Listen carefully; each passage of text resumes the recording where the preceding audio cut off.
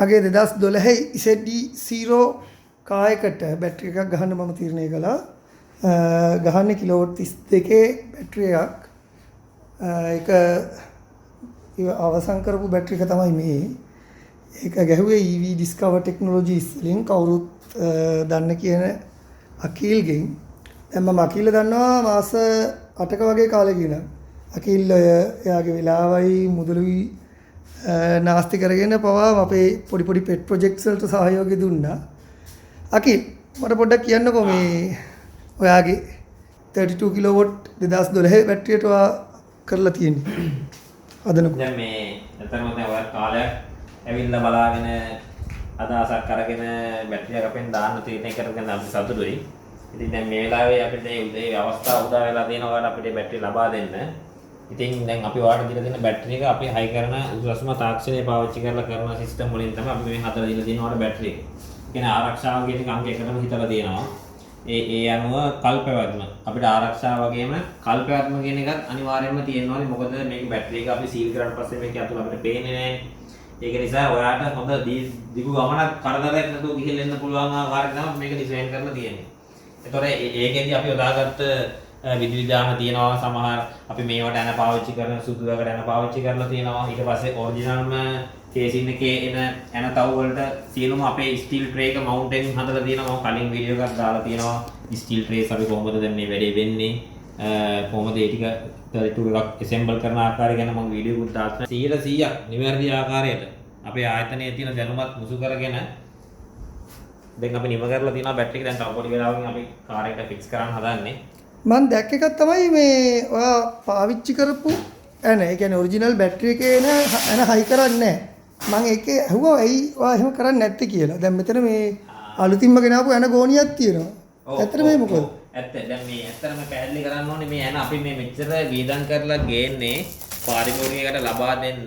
අපි ගලවන එන හොඳ නැහැ කියන එක නෙමෙයි. අපි දාන එන යකඩ යන තියෙන සමහර වාහනවල බැටරිස් අපිට එනවා සිලිකන් වලින් සීල් කරපු අවස්ථා.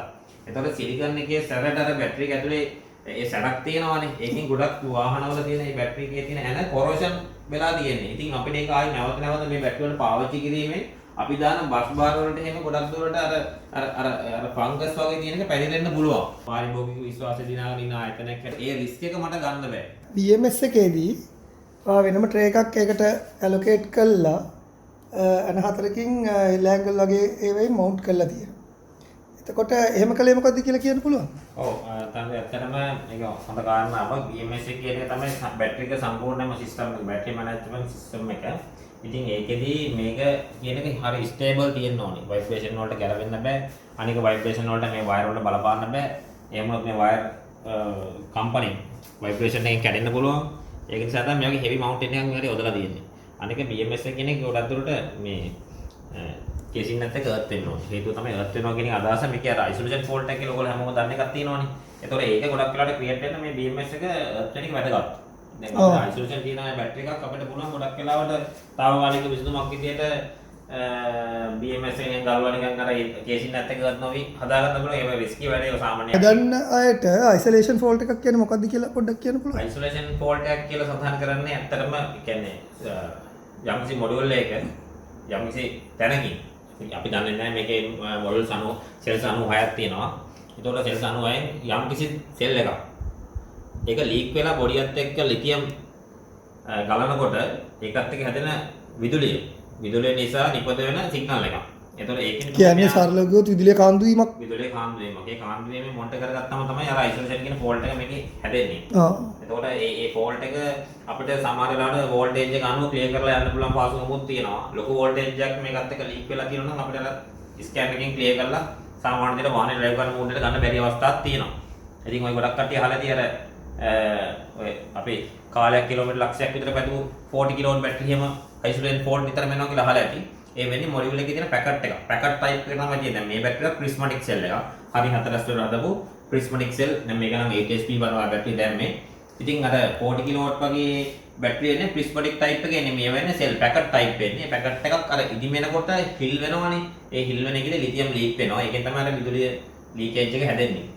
ඒකට තමයි අයිසොලේෂන් ෆෝල්ට් එක. මේ ටූල් එක මොකක්ද? අපි කියන්නේ අර දැන් අපි දැන් කලින් කතා කරේ අර අයිසොලේෂන් සම්බන්ධ ගැටලුව. හරි. ඒතකොට අයිසොලේෂන් සම්බන්ධ ගැටලුවක් නිරාකරණය කරගන්න මේ වගේ ටූල් එකක් අනිවාර්යයෙන්ම අවශ්‍යයි. සාමාන්‍යයෙන් වැඩ කරන ආයතනයක මේකක් තියෙන්න ඕනේ. මොකද හේතුව අපිට මේ බැටරි ලීකේජ් එක, හයි වෝල්ටේජ් ලීකේජ් එකක් හොයාගන්න පුළුවන් පාසුම් මක මේක තමයි.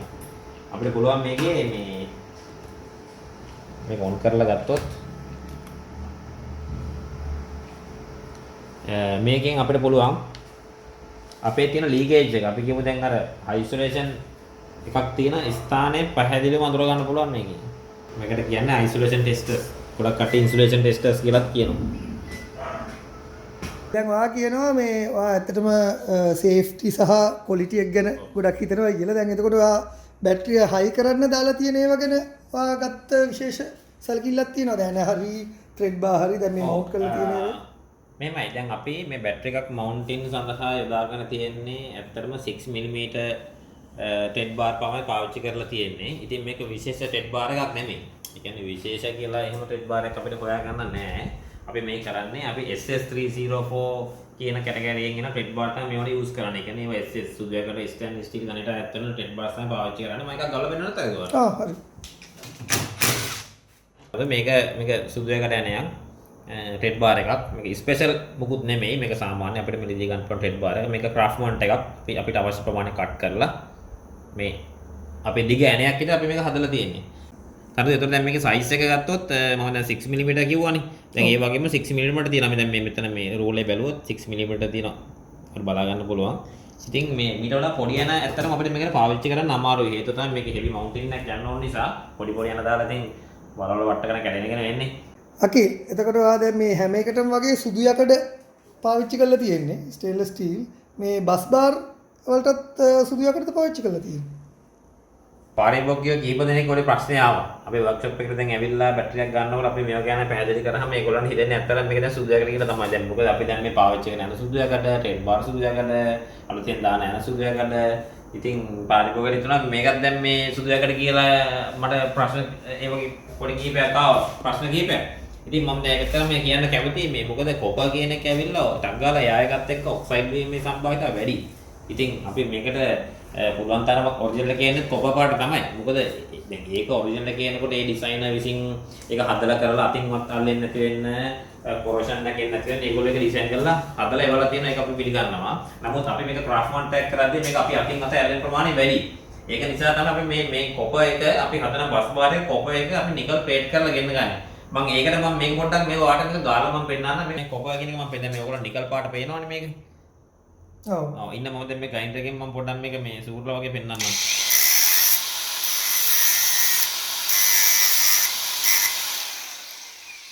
හරි. දැන් බලන්න ඔයගොල්ලන්ගේ ප්‍රශ්නෙට උත්තරයක් අනිවාර්යෙන් එන්න ඕනි. බලන්න දැන් මේ කොපර් පාටයි. තමනේ. ඔව්. දැන් එතකොට ඒ ක්‍රියාමාර්ගය කියන්නේ මෙච්චර විදමක් දරලා තියෙන්නේ. ඇත්තටම මම අපි දැන් කියපු හේතුවත් එක්ක පැහැදිලි වෙන්නේ නැති.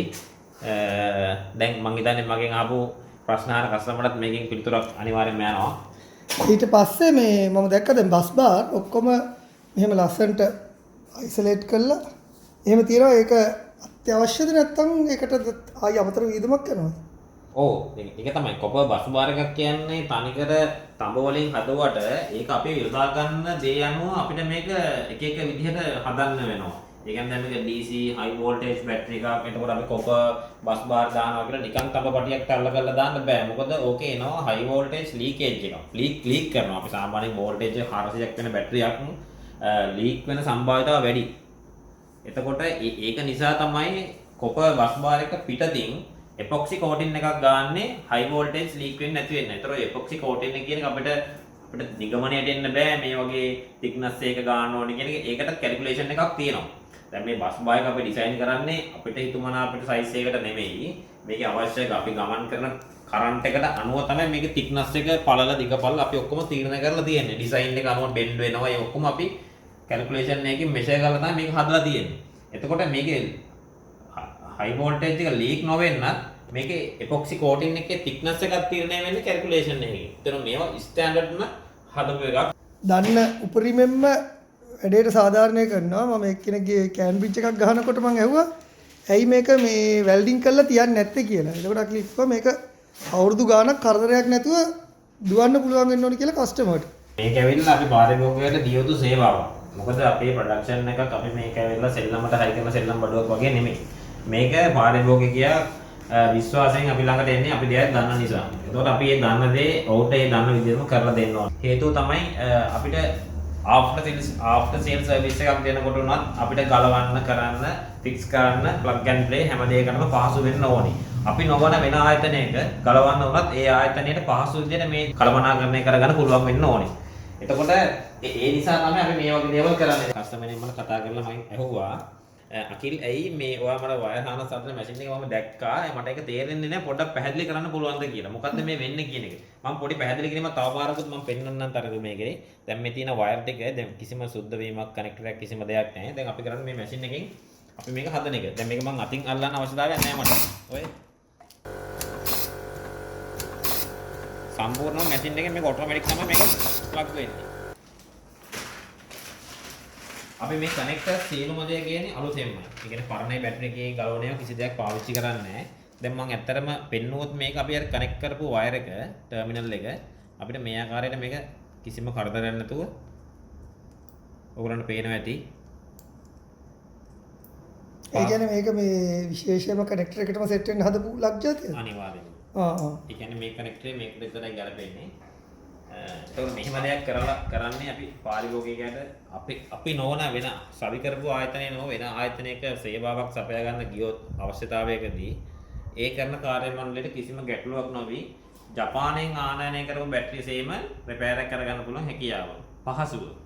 ඒකෙදී පාරිභෝගිකයට අර මුල් වීදමට අමතරව ආයෙත් ලොකු විදමක් දරන්න අවශ්‍යතාවයක් නැහැ මේක රිපෙයාර් එකේදී. අපි මේක අපි ඊයන් තියලා හරි කොමන ආකාරයකට මේක සවි කරොත් අපිට මේක ගලවන්න යන කාලයත් එක්ක මුදලත් එක්ක බැලුවොත් මුලින් විදවම් කරපු ගානට වඩා ලොකු මුදලක් යනවා ආෆ්ටර් සේල් සර්විස් එකක් දෙන්න කිව්වොත් අපි හෝ වෙන ආයතනයක. වායු ගෝලයේ තියෙන ආර්ද්‍රතාවය වැඩි. ඒ කියන්නේ හියුමිඩිටි එක වැඩි. ඒක නිසා අපි අර බොක්ස් එකෙන් එළියට ගත්ත අවස්ථාවේ ඉඳලා අපි පුළුවන් තරම් මේක හොඳ තත්ත්වයක ස්ටෝර් කරොත් අපිට පාරිභෝගිකයට දෙන්න පුළුවන් ගුණාත්මක බයෙන් ඉහළම දෙයක් දෙන්න පුළුවන් නිසා අපි ගොඩක් වෙලාවට මේක වායු සමීකරණ පද්ධතිය කරලා මේක සවි කරන්නේ ස්ටෝර් කරලා තියන්නේ. කියන්නේ අලුතෙන් එන බැටරි ස්ටෝර් කරනවා කියන එක නෙමෙයි සවි කරන්න පටන් ගත්ත මොහොතේ පටන්. ඒ කියන්නේ අපිට ආනයනයේදී සිලිකා ඒ වගේ හියුමිඩිටි එක අඩු කරන්න පුළුවන් ජල වාෂ්ප උරා ගන්න එක එක ජෙල් පැකට් වගේ දාලා තමයි අපිට එවන්නේ. ඉතින් ඒකෙන් අපි එළියට ගත්තට පස්සේ සවි කියුමේ ක්‍රියාවලියේදී අපි වායු සමීකරණය කරන රූම් අතුරු තමයි මේක වැඩි කරන්නේ. බොහොම හොඳයි. එතකොට දැන් මගේ එක 2012. දැන් අපි දකිනවා මේ 2012 තාමත් අඩුවෙන් වගේ බැටරි සවි කරන්නේ. ඔයාට ලොකු වෙනසක් තියෙනවද 2012 එකකුයි 2013 සහ උඩ බැටරි සවි කිරීමේ? මෙහෙමයි 2012 එකයි 13 එක කියන එකේදී කේසින් එකේ පොඩි වෙනස්කමක් තියෙනවා. ඒ වෙනස්කම තියෙන්නේ මේක අර හීටරේට එන ෂොකට් එක නැහැ. මොකද 2013 බැටරි එකේ අපේ වාහනේ තියෙන හීටර් පද්ධතියට වෙනම ෂොකට් එකක් තියෙනවා අවුට්පුට් එක හදලා වෙනම ෂොකට් එකක්. ඒතර මේකේ ඒක නැහැ. මේකේ වෙලා තියෙන ඒක වාහනේ පැත්තෙන්ම එකන කන්ට්‍රෝලර් පැත්තෙන්ම ඒක කන්ට්‍රෝල් කරන සිස්ටම් එකක් තියෙන නිසා මේකේ තියෙන මේන් අවුට්පුට් එකයි කමියුනිකේෂන් ලයින් එකයි විතරයි තියෙන්නේ.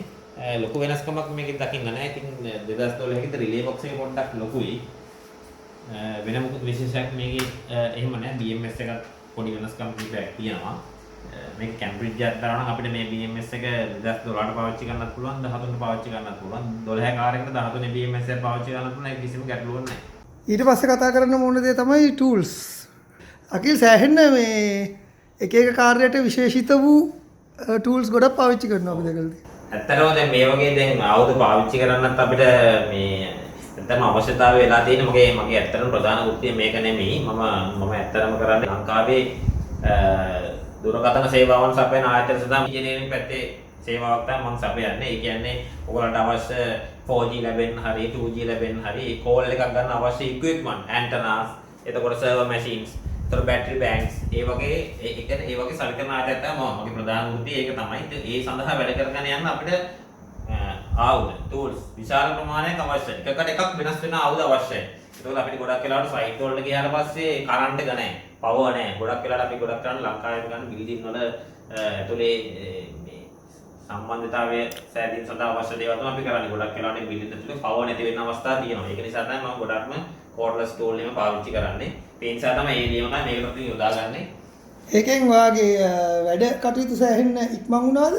අනිවාර්යයෙන්ම සෑහෙන්න පහසුවක් තියෙනවා. මම මේ පණිවිඩය දෙන්න කැමති නව කියන ආයතනයක් පටන් ගන්න හරි මේ වගේ දෙයක් පටන් ගන්න මල්ලි කෙනෙක් ඉන්නවා නම් ඇත්තටම එයාගේ මුල්ම දේ තමයි ආයුධ ටික හොඳට ලෑස්ති කරගන්න. ඒකෙන් සෑහෙන්න දියුණුවක් එන්න පුළුවන්.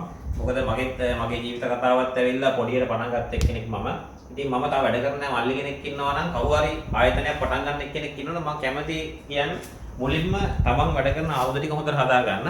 ඒ වැඩ කරන ටූල්ස් වලින් තමයි තමන්ට තැනකට එන්න පුළුවන්. ඒව අතර කරුණා කියන්නේ ලෝකේ හැමතැනම ජය ගන්න පුළුවන්. එතකොට වැඩක් කරනකොට ගොඩක් වෙලාවට තමන් ගැන හිතන්න එපා. පුළුවන් තරමක් තව එක්කිනා ගැන හිතන්න. තමන් මුදලක් හම්බ කරා නම් ඒ මුදල හම්බ කරන්න තමන් අවශ්‍ය සේවයක් ලබා දෙන්න අනිවාර්යෙන්. මේ මොකද්ද මේ පොඩි දෙක එකක් වගේ අයිටම් එක? මේ අපි දැන් බැටරියක් චීනෙන් ආනයනය කරාට පස්සේ මේ බැටරි වල තියෙනවා මේ වර්ග දෙකක්. අපේ normal voltage එකට charge වෙන බැටරි තියෙනවා. සාමාන්‍ය normal voltage එකට වඩා වැඩි voltage එකෙන් charge වෙන බැටරිත් තියෙනවා. අපි නිකන් උදාහරණයක් විදිහට normal voltage high voltage කියන නම් දෙකක් හදාගමු. එතකොට normal voltage කියන කතන්දරේ තමයි අපේ leaf එකේ බැටරිය තියෙන්නේ. මොකද 4.2 එක සෙල් එකක් 4.2කට charge වෙලා ඉවරයි. හරිද? දැන් අපි high voltage කියලා නමක් දාගත්තේ. ඒතර high voltage කියන බැටරි එක ඇවිල්ලා 4.35ක් දෙන්න ඕනේ. ඒ තියෙන බැටරි capacity එක charge වෙන්න. එතකොට 4.2යි බැටරියට 4.2ක් දුන්නොත් fullම charge වෙනවා. කිසි ප්‍රශ්නයක් කතාවක් නැහැ. fullම charge 100% charge වෙනවා. එතකොට 4.35ක් දෙන බැටරියට 4.2ක් දුන්නොත් actual capacity nominal capacity එකෙන් යම් කිසි percentage එකක් අඩුවෙන් තමයි charge වෙන්නේ. එතකොට අපි දැන් අපේ බැටරියට අපි දාන්නේ Cambridge එකනේ. එතකොට Cambridge එක කියන එක දාන්න ඕනේ අපිට කාර් එකෙන් charge වුණාට පස්සේ ඇත්තටම ගන්න පුළුවන් කිලෝවොට් ගාන කීයද බලා ගන්න ඕනේ. ඒ කියන්නේ ඇම්පියර් කීයක් අපිට රීචාර්ජ් කරගන්න පුළුවන් කියලා බලා ගන්න ඕනේ. ඒක අපිට කාර් එකට දාලා කරන්න බෑ. ඒක නිසා අපි මොඩියුල් ටිකක් ආවම අපි කරන්නේ මේ මැෂින් එකට දාලා ෆුල් charge කරනවා. ඒ කියන්නේ 4.2 කියන ලෙවල් එකට charge කරනවා. 4.25 කියන ලෙවල් එකට අපි බැටරි charge කරනවා. අපි දැනගන්නේ කොහොමද ඒක 4.2ද 4.35ද කියලා? හරි. 4.2ද 4.35ද කියන එකට චෙක් කරගන්න මෙහෙමයි. එතකොට දැන් අපි 4.2ට charge කරාට පස්සේ අපි 4.35 කියන ලෙවල් එක අපි charge කරන්නේ නැහැ. ඒක තමයි අපිට අවශ්‍ය නැහැ. අපේ කාර් එකෙන් ඒ ප්‍රමාණය charge වෙන්නේ නැහැ නේ. ඒක නිසා අපි 4.35 කියන එකට අපි charge කරන්නේ නැහැ. අපි කරන්නේ ඇත්තටම 4.2ට charge කරලා මේකේ තියෙන rated discharge voltage එකක් තියෙනවනේ. ඒතකොට ඒකට අපි discharge කරනවා. discharge කරාම අපිට කම්පියුටර් එකෙන් පරිගණකයකින් අපිට මේ chart එක බලා ගන්න පුළුවන්. මට ඒක දැන් මේ අවස්ථාවේ පෙන්වන්න දෙන්නේ නැහැ මම කනෙක්ට් කරලා තියෙනවා. එතකොට ඒ අවස්ථාවේ අපිට පුළුවන් ඩවුන් වෙන voltage capacity loss වෙලා ඩවුන් වෙන අවස්ථාවේදී අපිට දැනගන්න පුළුවන් මෙච්චර මේ voltage එක තමයි මේකේ අපිට ගන්න පුළුවන් මිනිමම්. ඒ කියන්නේ එයාගේ දුන්න data sheet එකත් එක්ක මේක tally වෙනවද කියලා අපිට check කරගන්නවා. charge voltage එකේ අපිට data sheet එකේ තියෙන එකම මේකෙත් තියෙනවද කියලා පරීක්ෂා කරලා බලන්න. මොකද අපිට පාරිභෝගිකයන්ට දෙන්න සෑහෙන විශ්වාසකින් මේ බැටරිය විකුණන්නේ. එතකොට අපි මේක පාරිභෝගිකයට දෙන්න කලින් එක බැටරියක් ගානේ කරන්නේ නැහැ. අපි එන හැම lot එකකින්ම එකක් කරගෙන check කරනවා. එතකොට ඒක අනුව අපි කියමු 4.2 3.4 සෙල් එකක් අන්බැලන්ස් නොවි අපිට ගන්න පුළුවන් කරන්ට් එක කැපැසිටි එක තමයි අපි Cambridge එකට ප්‍රෝග්‍රෑම් කරන්න ඕනේ. හිතුවම අපිට ප්‍රෝග්‍රෑම් කරන්න බෑ. right. ගොඩක් දෙනා කියනවා 170 ඇම්පියර් බැටරි එකක් තියෙනවා 62 කියලා කියනවා. ඇත්තටම මේක 62 තමයි. හැබැයි අර මම කිව්වා වගේ 4.2කට charge කරලා බැටරි සෙල් 96ම අන්බැලන්ස් නොවි discharge කරොත් 3.4 වගේ අපිට ගන්න පුළුවන් ඇම්පියර් 156යි. එතකොට 156 වැඩි කිරීම අපේ දැන්පත් තියෙන ලීෆ් එකේ nominal voltage එක 355 වැඩි කරලා බැලුවොත් අපිට ගන්න පුළුවන් කිලෝවොට් 56ක් වගේ තමයි ගන්න පුළුවන්. ඒත් ඒක බලන්නේ මෙන්න මේ මැෂින් එකේ. අපිට ඒක නිගමනට එන්න පුළුවන් මේ වගේ මැෂින් එකකින්. සෙල් ටික අන්බැලන්ස් නොවි ගන්න කැපැසිටි එක තමයි හරිම කැපැසිටි එක වෙන්නේ. ඒ ප්‍රමාණය Cambridge එකෙන් ප්‍රෝග්‍රෑම් කරාට පස්සේ කස්ටමර්ට පාරිභෝගිකයට කිසිම ගැටලුවක් නැතුව බැටරියටත් හානියක් නොවි දිගු කල් පැවැත්මට සෑහෙන උපයෝගයක් වෙනවා ඒක. දැන් මම මේ පොඩි සාම්පල් එකක් විතර මේ පෙන්නන්න මේක ඔන් කරේ. මේ දැන් මේ 4.5ට තමයි මම සිංගල් සෙල් එක charge කරලා තියෙන්නේ. දැන් අපිට පුළුවන් මේක අපි මේක charge කරනවා 4.2ටනේ. එතකොට කැල්කියුලේෂන් එක බලද්දි මේක ඇවිල්ලා 6SP1 බැටරි එකක්. ඒ කියන්නේ මේක අපි දැන්ට නවතම ආනයනය කරපු විශාල ප්‍රමාණයක් අපි පාරිභෝගිකයන්ට මේ බැටරිය දීලා තියෙනවා. ප්‍රතිචාරත් හොඳයි. එතකොට මේකේ 6SP1 බැටරියක් අපි කාර් එකෙන් charge කරන 4.2 වැඩි කිරීම බැටරි 6ක් තියෙනවා. 25.2යි. අපි කරන්නේ දැන් මෙතන 25.2 කියන එකේදී අපි මේ voltage එක හදනවා. ඒගොල්ලන් පේනවාද 25.2 දෙකට අපි මේ වෝල්ටේජ් එක හදලා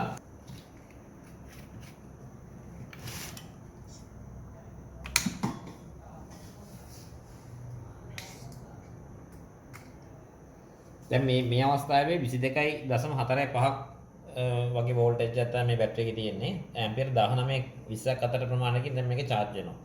දැන් ඒතකොට මේක අපිට පුළුවන් සම්පූර්ණයෙන්ම ආරෝපණය වෙලා ඉවර වුණාට පස්සේ අර මම කිව්වා වගේ මේගොල්ලන්ගේ data sheet එකේ තියෙන capacity එකට ගන්න පුළුවන්ද කියලා බලන්න මේ වෝල්ටේජ් එක discharge කරලා බලන එක.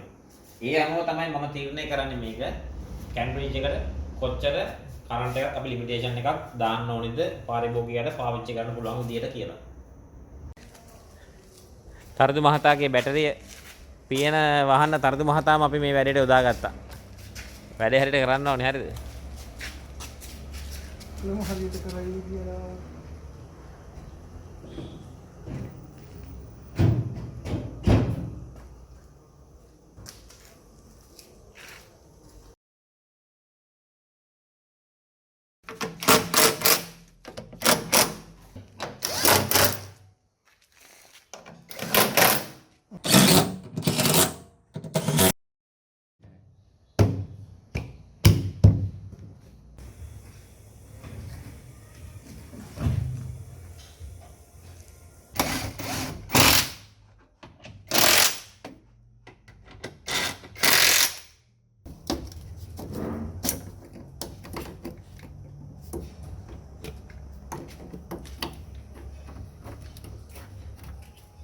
ඇත්තටම දැන් අපේ මේ කාර් එකේ තව ප්‍රධාන අංකයක් තමයි මේ කැම්බ්‍රිජ් එක කියන එක. ඇත්තටම මේකේ මේ රුසියානු සමාගමක් විසින් නිපදවපු නිකන් ඇත්තටම වටින නිර්මාණයක්. ඉතින් අපි එකක් තමයි දැන් මේ අපි දැන් සම්පූර්ණයෙන් සවි කරන්න යන්නේ. ඉතින් මේකේ ගොඩක් කට්ටිය කියන අපිට BMS එක ප්‍රෝග්‍රෑම් කරගන්න පුළුවන්ද කැම්බ්‍රිජ් එක දාන්න පුළුවන්ද කියන ගොඩක් කට්ටිය අහනවා. ඉතින් අපේ ආයතනය නම් අපි ඇත්තටම කැම්බ්‍රිජ් එක කියන යුනිට් එක පාවිච්චි කරන්න හේතුව තමයි මේකේ තියෙන ප්‍රශ්න අඩුයි. දැන් BMS එකක් ගැන අපි ප්‍රෝග්‍රෑම් කරොත් අපිට හදිසියේ ප්‍රශ්නයකදී බැටරියක් සම්පූර්ණයෙන්ම ගලවන්න වෙනවා ලොකු විදමක් දරලා මේ රිපෙයාර් එකක් කරගන්න. එතකොට අපි ඔරිජිනල් තියෙන BMS එක කිසිම වෙලාවක software වෙනස් නොකරන නිසාත් මේක අතරමැදව සම්බන්ධ කරන නිසාත් මොන හරි ගැටලුවක් ආවොත් අපිට ලේසියෙන්ම නිරාකරණය කරගන්න පුළුවන්. දැන් අපි කැම්බ්‍රිජ් එක සවි කරගන්නකොට ඇත්තටම දැන් වාහනේ BMS එකෙන් එනවා කේබල් සෙට් එකක්. ඒකෙන් තියෙනවා කමියුනිකේෂන් කේබල් දෙක කොළ පාටයි නිල් පාටයි. අපි ඒ දෙකට තමයි ওই කැම්බ්‍රිජ් එක කේබල් දෙක සෝල්ඩරින් කරගන්නේ. ඉතින් මේක අපිට වෙන ඔප්ෂන් එකක් නැහැ. මේක සෝල්ඩරින් කරගන්න තමයි ලේසිම ක්‍රමය. ඉතින් අපිට පුළුවන් මේ විදිහට මේක සෝල්ඩරින් කරගන්න.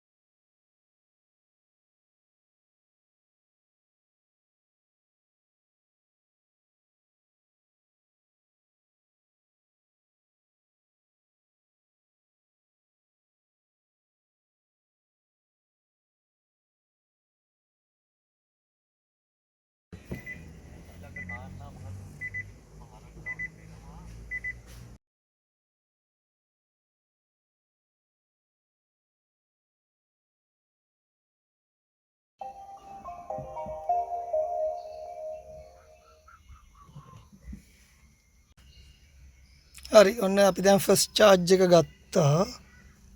අපි දැන් charge කළා පැය භාගයක් විතර කිලෝමීටර් 11ක් පෙන්නනවා.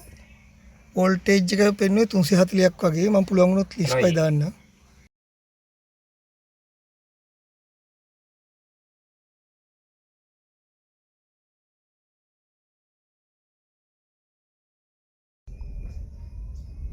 එකෝ මෝඩ් එකට දැම්මහම කිලෝමීටර් 280ක් පෙන්නවා.